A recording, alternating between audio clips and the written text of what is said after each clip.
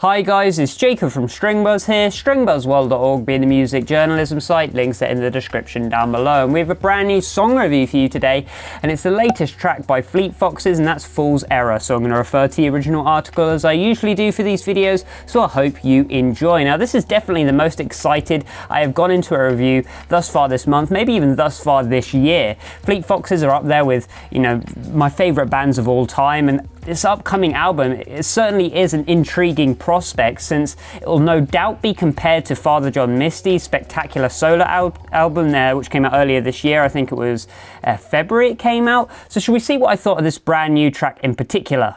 Well, I thought it was astoundingly good, and yet again, this album is just shaping up perfectly for me. It's vibrant, it's experimental, technical, almost spiritual in times, and it just possesses that unique awe which tracks like 3rd of May previously pushed forth around a month ago or so. You can judge how good a Fleet Foxes track is based on harmonic development and the image the instrumentation manages to create by itself. There are usually my two go-to factors when reviewing a Fleet Foxes track. And luckily here we got fantastic harmonies, and it literally felt as if I was hiking in the autumn woods listening to this track. It just shows how this group knows how to tell a story without even having to mutter a single word. The actual themes we did get expressed though in the vocals were also great to me, and even though it's one of the more recycled themes that they've had to use, especially if you compare it to their prior discography, I still think it's really refreshing, and it pulled me into a very personal environment.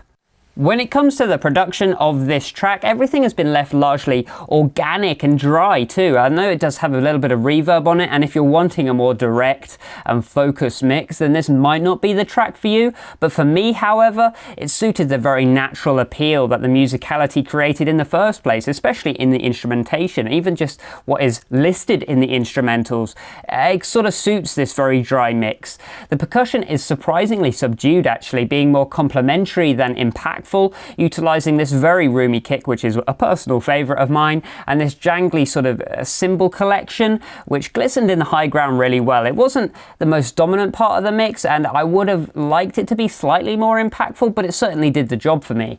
The acoustic guitars are very much mid-heavy, but it still kept its natural twang and helped drive the song forward in collaboration with the long-release piano, which also sounded great. That kept its natural percussive edge as well, so I really enjoyed the piano's production. The vocals do manage to grab onto the foreground really well, despite not being actually that loud in the mix. Somehow they make these very natural, practically unnoise-gated vocals grab onto the mix and really put themselves in the forefront of the group's sound wall. Musicality-wise, the track does use some strange rhythmic developments that don't actually leak over to the rest of the instrumentation. We have a slightly jarring vocal melody and piano progression that rises and declines, almost like waves in this mix, while the acoustic guitar and drums actually just keep to this sort of straight drive.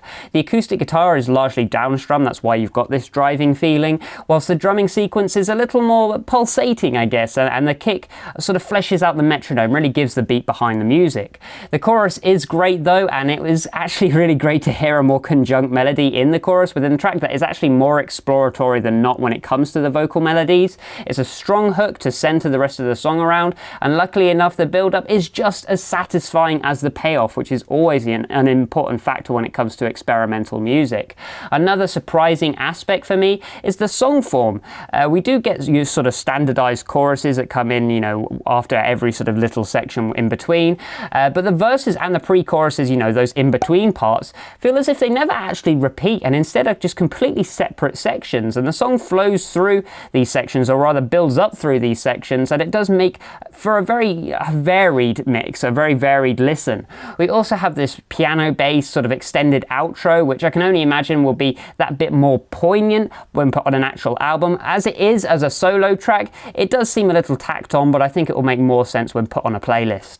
Lyrically, as I've already said, this track is based around a topic that we've already heard before many times. 3rd of May, on the other hand, was much more expansive and almost bewildering, with its vivid imagery and its ideologies, but it was nice to have a more relatable track this time around, told from a very personal and experience-driven sort of stance. So all in all, it's yet another must-listen track from the group. If you're a Fleet Foxes fan, you're going to enjoy it. If you're an experimental music fan, it's going to bring you onto the Fleet Foxes discography, and even just for the casual listener, listener, I think you're going to find some enjoyment within this mix, and I can't wait for this upcoming album. I gave it a G rating of 9 out of 10. It's so close to being perfect.